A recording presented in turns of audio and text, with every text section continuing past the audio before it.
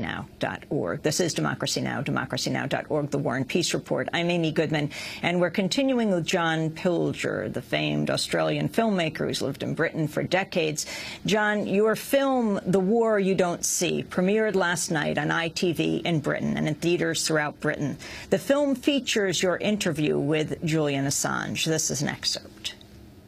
In the information that you have revealed on WikiLeaks about these so-called endless wars, what has come out of them? Looking at the enormous quantity and diversity of these military or intelligence apparatus insider documents, what I see is a vast, sprawling estate, what we would traditionally call the military intelligence complex or military industrial complex, and that this sprawling industrial estate is growing, becoming more and more secretive, becoming more and more uncontrolled. This is not a sophisticated conspiracy controlled at the top. This is a vast movement of self-interest by thousands and thousands of players all working together and against each other. That is an excerpt of the new film that premiered last night in Britain, The War You Don't See. John Pilger, you know Julian Assange. Talk more about what he's saying and about the media's coverage of what WikiLeaks has done, from the release of the Iraq war logs to those in Afghanistan to now this largest trove of U.S. diplomatic cables ever released in history. John. Well, what Julian Assange is, and WikiLeaks is doing is what journalists should have been doing. I mean, I think you mentioned the reaction to him. Some of the hostility, especially in the United States, from some of those very highly paid journalists at the top, has been quite instructive, because I think that they are shamed by WikiLeaks. They are shamed by the founder of WikiLeaks, who is prepared to say that the public has a right to know the secrets of governments that impinge on our democratic rights. WikiLeaks is doing something very Jeffersonian. It was Jefferson who said that information is the currency of democracy. And here you have a lot of these famous journalists in America are rather looking down their noses at best and saying some quite defamatory things about Assange and WikiLeaks, when in fact they should have been exploiting their First Amendment privilege and letting people know just how government has lied to us in the run-up to the Iraq war, and lied to us in so many other circumstances. And I think that's really been the value of all this. People have been given a glimpse of how big power operates. And it's coming from a facilitator, it's coming from these very brave whistleblowers. And in my film, Julian Assange goes out of his way to celebrate the people within the system who he describes as the equivalent of conscientious objectors during the First World War.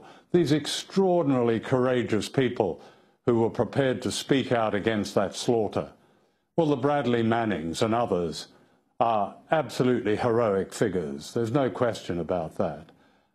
In my film, I also went to Washington and I interviewed the Assistant Secretary of Defense, Brian Whitman, the man who's been in charge of media operations, as they call it, through a number of administrations.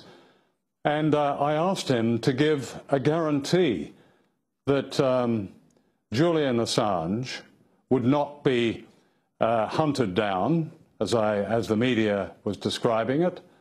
And he said he wasn't in a position to give that guarantee. I think we're in a situation here, Amy, where people have to speak out. This is a very fundamental issue. And the people we need to speak out most of all are those with the privilege of the media, with the privilege of journalism, because this is about free information.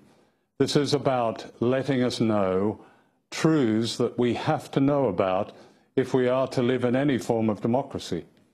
The nationwide warning that has gone out has been remarkable, John. Democracy Now! Obtained the text of a memo that was sent to employees at USAID, thousands of employees, about reading the recently leaked WikiLeaks documents. The memo reads in part, quote, any classified information that may have been unlawfully disclosed and released on the WikiLeaks website was not declassified by an appropriate authority and therefore requires continued classification and protection as such from government personnel. Accessing the WikiLeaks website from any computer may be viewed as a violation of the SF-312 agreement. Any discussions concerning the legitimacy of any documents or whether or not they are classified must be conducted within controlled access areas overseas or within restricted areas, USAID, Washington. The document should not be viewed, downloaded, or stored on your USAID unclassified network computer or home computer. They should not be printed or retransmitted in any fashion. It's gone out to agencies all over the government. State Department employees have been warned, again, not only on their computers where they're blocked at work, but at home. People who've written cables are not allowed to put in their names to see if those cables come up. Graduate schools like SEPA at Columbia University, an email was sent out from the administration saying the State Department had contacted them and that if they care about their futures in government, they should not post anything to Facebook or talk about these documents. And then you have Alan West, one of the new Republican Congress members-elect, who called for targeting news outlets that publish the cables. In a radio interview, Congressmember West, well, Congressmember-elect West, called for censoring any news outlets that run stories based on the cable's release. This is what he said. Here is an individual that is not an American citizen, first and foremost. For whatever reason, you know, gotten his hands on classified American material and has put it out there in the public domain.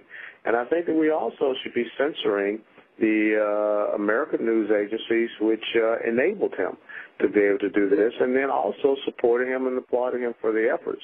So that's kind of aiding and abetting of a serious crime. And speaking of crimes, another Congressmember, longtime Congressmember Peter King from here in New York, has called for the classifying of WikiLeaks as a foreign terrorist organization. I did my column this week talking about Assange.mp4, from character assassination to the real thing, and the calls of Democratic consultants like Bob Beckel on Fox Business News for Julian Assange to be killed. He said he doesn't agree with the death penalty, so he should be illegally killed, maybe taken out by U.S. Special Forces. John Pilger. Look, Amy, I thought you were reading out there several passages from 1984. I don't think Orwell could have put it even better than that. Surely we mustn't think these things. I'm thinking it at the moment, so if I was over there, I must be guilty of something, and therefore I should be illegally taken out.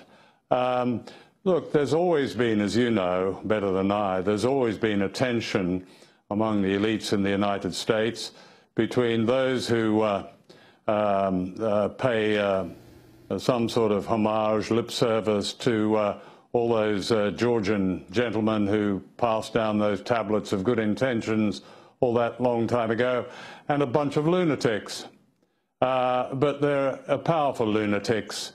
Perhaps lunatics is not quite right. They're simply totalitarian people. And up they come in anything like this. I read this morning that the U.S. Air Force has banned anybody connecting with it from reading The Guardian. Everyone's banned from doing things and banned from thinking and so on. They won't get away with it. That's the good news. They're hyperventilating and they're hysterical, and so be it. but they won't get away with it.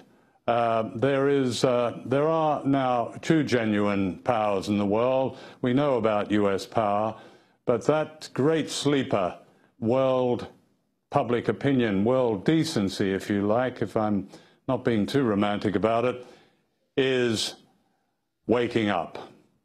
And the scenes outside the court yesterday went well beyond, I think, just the WikiLeaks issue. It is something else. WikiLeaks has triggered something, and I don't think it will be the proverbial genie being stuffed back in the bottle either. You know, the world opinion is when it stirs, when it moves, when it starts to come together collectively to do things that are important to us all, it's a very formidable opponent to those totalitarian people who you've just quoted. So I'm rather more optimistic. The immediate thing is to free Julian Assange, and I'm hoping that will happen tomorrow at the High Court. I should just add, you know, Mark Stevens was very eloquently describing the case, but, you know, the absurdity of this case is that a senior prosecutor in Sweden threw this thing out, and I've seen her papers, and she leaves us in no doubt. There's absolutely no evidence to support any of these misdemeanors or crimes or whatever they're meant to be at all. It was only the intervention of this right-wing politician in Sweden that reactivated this whole charade. In a way, it is perhaps symbolic of the kind of charades, rather lethal charades, that we've seen on a much wider scale in relation to the invasions of Iraq and Afghanistan and other issues that have involved the deaths of literally hundreds of thousands of people around the world. So what we're seeing is a rebellion. Where it'll go, I'm not quite sure, but it's certainly started, I can tell you. John Pilger.